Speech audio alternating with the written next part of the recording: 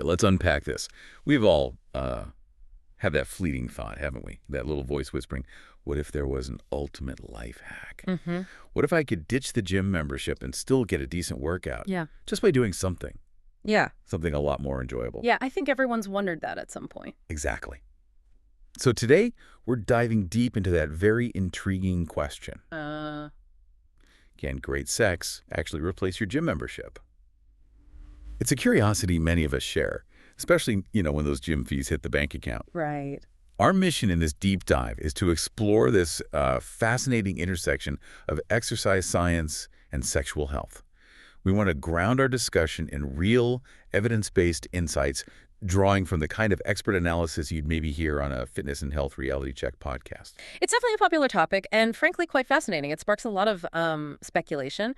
But as you know, assumptions about physical activity, energy expenditure, they can often be wildly off the mark. So to really get to the truth, we need to move past what feels like a workout and actually look at the hard data. We're going to uncover some surprising facts today that will definitely put this whole life hack idea into a much clearer perspective. Absolutely. So let's kick things off with the most straightforward measure, the numbers game. From a pure calorie burning perspective, how does sexual activity, stack up against, say, a session on the treadmill? Okay. What does the research actually tell us? Well, the findings might genuinely surprise you. There was a landmark study that actually monitored couples during with fitness trackers. Wow, really? With trackers, okay. Yeah, and the results gave us a very specific benchmark. On average, men burned about 101 calories per session. Okay, 101 for men. And women burned around 69 calories. 69 for women, so roughly 170. And if we break that down per minute, what's that look like? That averages out to about 3.6 calories per minute for the typical session. 3.6. To give you some context, that's roughly equivalent to like light walking or maybe a gentle yoga flow. Yeah. It's definitely activity, but probably not the intense cardio burst many people imagine. Right. And this brings us to a crucial point, duration. Because we're not usually talking about an hour-long sweat session here, are we? No, not at all. What's the average length in these studies? Precisely. The research shows the average sexual encounter lasts about 5 to 6 minutes. 5 to 6 minutes. Wow. So if we do the quick math, 3.6 calories times, say, 6 minutes, that's roughly 21 calories burned per average session. 21 calories. Yeah. Putting that into perspective, you probably burn more calories just walking out to your mailbox and back. Walking to the mailbox, that's quite the reality check. It is. But, okay, what about those times when it's not just a quick session? Some research does suggest activity can occasionally last, 25 or 30 minutes. True. Does that significantly change the equation for someone having longer sessions? Well, even if we extend that out to a full 30-minute session, right, you're still only looking at maybe 100 to 150 calories burned. Okay. Still not huge numbers. No. To give you another comparison, that's less energy than you'd get from a small apple or, like, a handful of nuts. Right. Now, contrast that with a moderate 30-minute run. That can easily burn anywhere from 200 to 400 calories, sometimes more. Big difference. Huge difference. So from a purely caloric standpoint, even a longer session, it just doesn't directly replace a significant cardio workout. It's not really in the same league calorie-wise. Okay, so the raw calorie burn is, well, modest. But let's shift focus to intensity. What about heart rate? During those peak moments, it certainly feels like things are getting into the cardio zone. Yeah, it can feel that way. How does the actual heart rate data compare? That's where the nuance really comes in. Your heart rate absolutely does spike into the cardio zone. We're talking 120, maybe 150 beats per minute during peaks. Okay, that sounds pretty high. It is, but, and this is the key part, the duration of those peaks is crucial. We're talking about very brief bursts. Oh. It's not the sustained effort you'd get in, like, say, a 30-minute run or bike ride. And that difference fundamentally changes the long-term conditioning benefit for your cardiovascular system. So it's more like short sprints rather than a steady jog. That's a good analogy, yes, precisely. The research shows that sexual activity, on average, registers at about 5.8 METs. METs. Okay, remind us what that means. Right, so METs are metabolic equivalents. 1 MET is just your resting metabolic rate, basically sitting still. Yeah. So 5.8 METs means you're working almost 6 times harder than when you're just sitting on the couch. 6 times harder than sitting. Okay, that sounds decent. It is decent. It technically qualifies as moderate exercise. For comparison, it's similar to the exertion level of maybe dancing or playing doubles tennis. Gotcha. Dancing, doubles tennis. So Beneficial activity, but maybe not consistently high intensity. Exactly. It's moderate with brief peaks. That's a great way to frame it. Now, what about muscle engagement? I imagine there's some strength and stability work happening, even if it's not like hitting the weights. Oh, absolutely. What's fascinating here is that sex does engage multiple muscle groups at the same time. Like what? Well, you're activating your core, your glutes, legs, arms, and even those smaller stabilizing muscles you might not consciously think about. Yeah. There are definitely some isometric contractions happening. That's where muscles tense up without changing length. There's core stability work, and depending on the activity level, maybe even some plyometric, like explosive movements. Okay. But let's be realistic. While it contributes to some muscle activation, it's not going to replace your dedicated deadlifts and squats for building significant strength or muscle mass. Right. Not the same kind of stimulus. Okay, we've looked at the averages, Yeah. but here's where the reality check gets even more interesting. The research shows this significant difference in calorie burn between partners, men burning more. What's up with that? What did they find when they looked into the why? That's an excellent observation. And yeah, that disparity largely comes down to positioning and the amount of physical effort traditionally exerted in certain scenarios. Meaning? Well, conventional research often focused on positions where typically the man might be doing more of the heavy lifting, so to speak. You know, supporting body weight, initiating more of the movement, that kind of thing. So it's less about biology, like men just naturally burn more during this activity, and more about the biomechanics. Who's doing more of the physical work? Exactly. That's a crucial distinction. It's really about the biomechanics of the specific interaction. Okay. And what's truly eye-opening now is how different positions can dramatically change those workout dynamics. Newer studies are analyzing calorie burn based on specific positions, and the results really show how much active engagement matters for both partners. Oh, this should be good. Give us some examples. What kind of positions boost the energy burn? Maybe especially for women. Well, think about positions that require more core engagement or better balance or maybe supporting one's own body weight more actively or even a partner's weight. Those can significantly ramp up the energy expenditure. For instance, some studies found that when women are in more physically demanding roles requiring greater exertion, they can burn maybe 60 to 70 calories per 10 minutes. 60 to 70 per 10 minutes. Yeah. That's a big jump from the 3.6 average. It's a notable increase, absolutely. It really highlights the impact of dynamic participation. So when we're talking about the exercise aspect, the position and who's doing what can matter just as much as how long it lasts, maybe even more. Absolutely. It can definitely matter more in terms of intensity per minute. And, this brings up an important point about agency and, well, equality and sexual activity that goes beyond just calorie burning.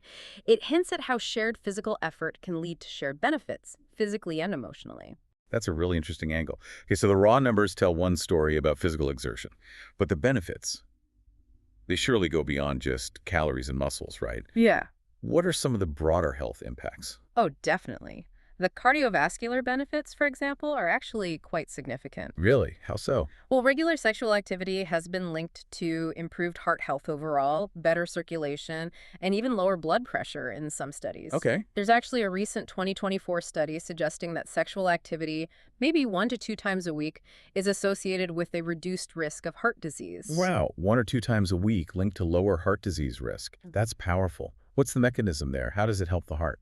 It seems to trigger the release of beneficial hormones. You get oxytocin, the love hormone, and endorphins, which are natural mood boosters and pain relievers. These hormones are known to have cardiovascular protective effects. Plus, any physical activity, even if it's relatively brief or moderate, contributes positively to overall cardiovascular fitness over the long haul. And we absolutely cannot forget the stress relief aspect. We know chronic stress is just terrible for fitness goals and sexual health. You've hit on a key point there. The stress reduction benefits are profound. That release of oxytocin and endorphins directly counteracts stress hormones like cortisol. Right. And less stress can indirectly support better sleep, which is crucial for recovery from workouts.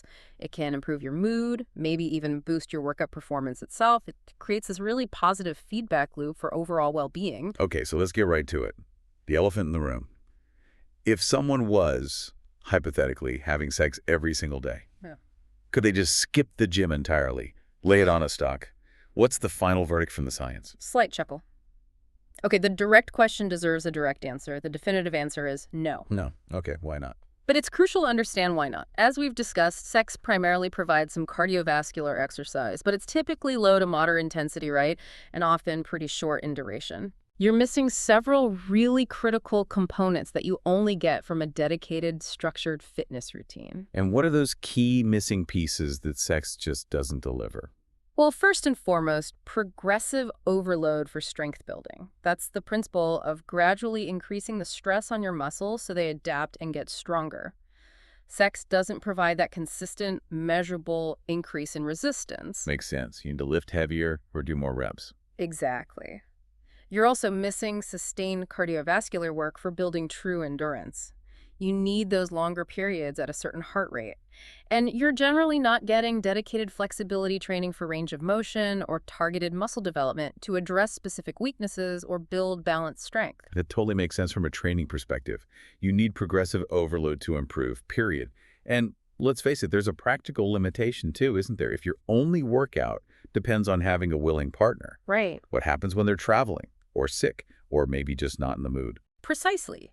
Your fitness routine just can't be entirely dependent on someone else's schedule and libido.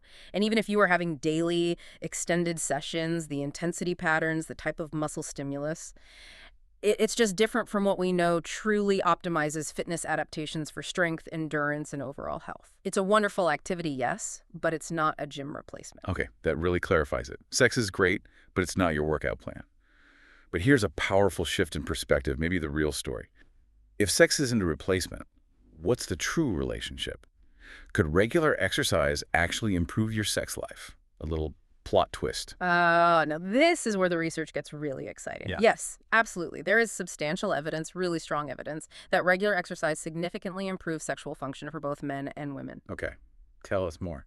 It's a fantastic symbiotic relationship. Each activity really does bolster the other. How does that work? What are the specific ways exercise boosts things in the bedroom? Okay, well, number one, better cardiovascular health. That's a direct result of consistent exercise, right? Right.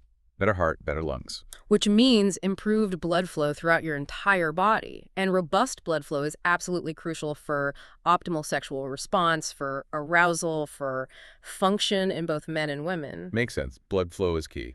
Definitely.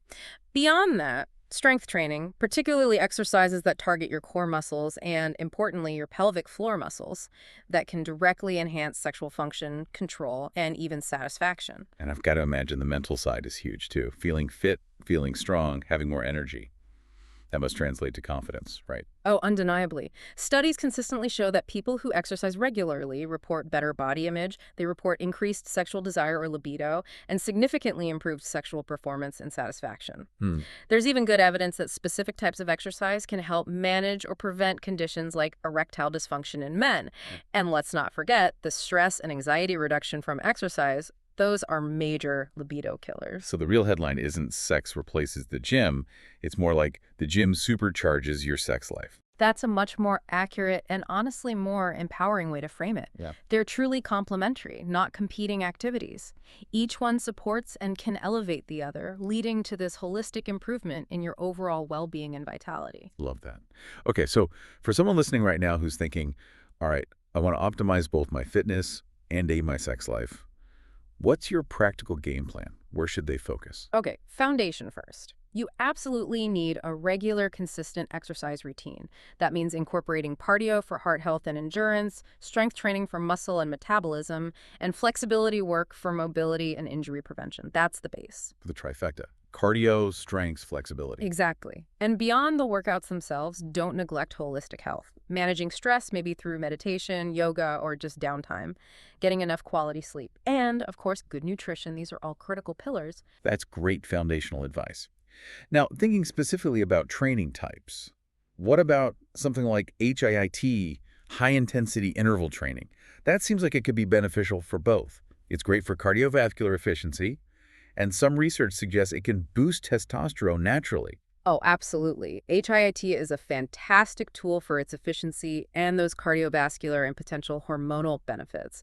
It fits really well into a balanced routine. And you mentioned nutrition. How closely linked is what we eat to both workout energy and sexual function? Incredibly closely linked. Foods that support your cardiovascular health, think Antioxidant-rich fruits and vegetables, lean proteins, healthy fats from things like avocados, nuts, olive oil. These benefit both your performance in the gym and your performance in the bedroom. So eat for heart health, and you're likely eating for sexual health too. Pretty much. They really are two sides of the same coin when it comes to fueling your body for optimal function, energy, and blood flow. It's all interconnected. Okay, beyond general fitness, are there specific exercises that people can do that might directly benefit sexual performance? Yes, definitely. We mentioned the pelvic floor earlier. Kegel exercises are huge for both men and women. Kegels. Okay, why are they so important? They strengthen those pelvic floor muscles, which are directly involved in sexual function, bladder control, core stability, and even orgasm intensity. They're simple, you can do them anywhere, and the benefits are profound. Too many people overlook them. Good tip. And from a strength training perspective for Yeah. people lifting weights, Mm. you mentioned compound movements earlier. Squats, deadlifts. Why are they good in this context? Right. Those big compound lifts like squats and deadlifts are fantastic because they engage the entire posterior chain, your glutes, hamstrings, lower back, core. The power muscles. Exactly. Building strength and stability there enhances not just overall power and endurance for everyday life and sports, but also body control, stamina, and even flexibility in movement, which can definitely translate to better athletic performance in the bedroom. Gotcha. And cardiovascular fitness, we keep coming back to that, but it remains crucial, right? Endurance matters. Without a doubt, better aerobic capacity means better stamina, less fatigue during any physical activity, and that improved blood flow we keep mentioning, which is just fundamental for optimal sexual response and sustained activity. And flexibility, we mentioned it as part of the trifecta, but things like yoga, they offer more than just stretching, don't they? Oh, absolutely. Flexibility and mobility work, maybe through yoga or dynamic stretching, shouldn't be overlooked. Yoga, for instance, is great because it improves not only flexibility, but also body awareness, balance, and it's fantastic for stress management. All of those are incredibly beneficial for sexual health, comfort, and confidence. Is there research on yoga specifically? Yes, actually. There's research showing that women who regularly practice yoga often report better sexual function across multiple areas, things like arousal, lubrication, overall satisfaction. So it's clearly not just about brute strength or speed. Fascinating. All right, let's switch gears. Time for some rapid-fire myth-busting. I'll throw out a statement. You give us the quick true or false. Ready? Let's do it. Okay, first one. True or false? Having sex before a big workout or competition kills your performance. Mostly false. Unless we're talking literally minutes before an elite level max effort event, moderate sexual activity the night before, or even hours before shouldn't hurt performance. The endorphins might even help. Okay. Next. True or false? Sex burns as many calories as a spinning class. Definitely false. Not even close. A solid spin class can torch 400, 500, 600 calories or more. Sex, as we discussed, is way, way less than that. Got it. True or false? You can get a six-pack from sex alone. Chuckles lightly. Yeah. False. Nice thought, but false. It engages the core, yes, but it doesn't provide that consistent progressive overload needed to build visible abs. You need diet and targeted exercise for that. Okay, makes sense. Right. And finally, true or false?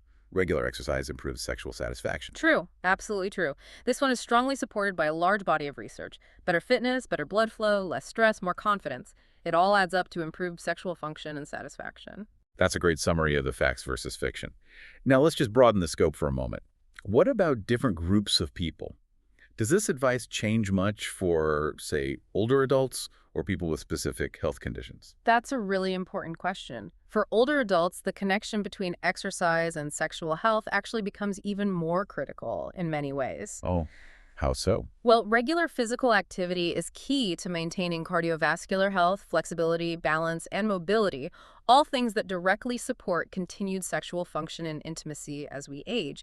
It's really about preserving that quality of life. Makes sense. Keep moving to keep moving. Exactly. And for individuals with various health conditions, maybe diabetes, heart disease, arthritis, exercise, when it's appropriate for their condition and done under medical guidance, often improves sexual function indirectly How's that work? by helping manage the underlying condition. Better blood sugar control, lower blood pressure, reduced inflammation, improve mood. All these benefits of exercise can positively impact sexual health. But, of course, it's essential for anyone with health concerns to talk to their doctor first. Absolutely. And we've touched on the physical and the hormonal. Mm-hmm. But what about the mental health link?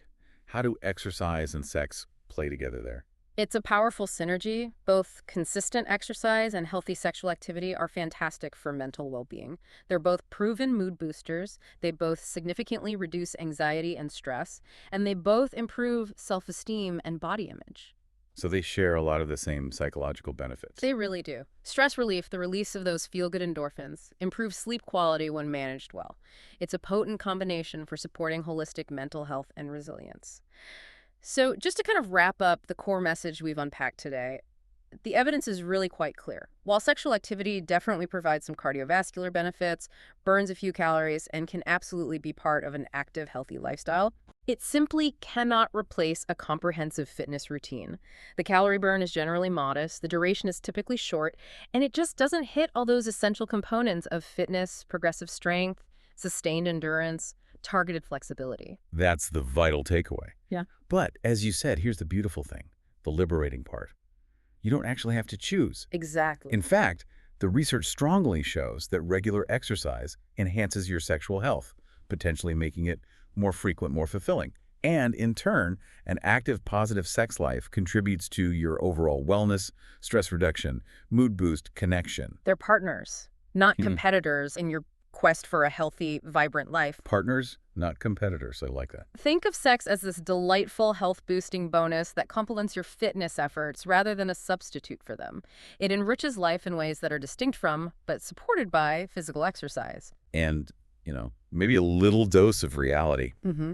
If your workout schedule is so intense that it's consistently wrecking your energy or desire for intimacy, or conversely, if your sex life is somehow so demanding that you literally can't make it to the gym, Aestheticals. you might just need to reassess your overall balance and priorities. Balance in all things. That's usually the goal, isn't it? A healthy, active lifestyle that comprehensively includes both robust physical fitness and that vital aspect of intimate connection and well-being.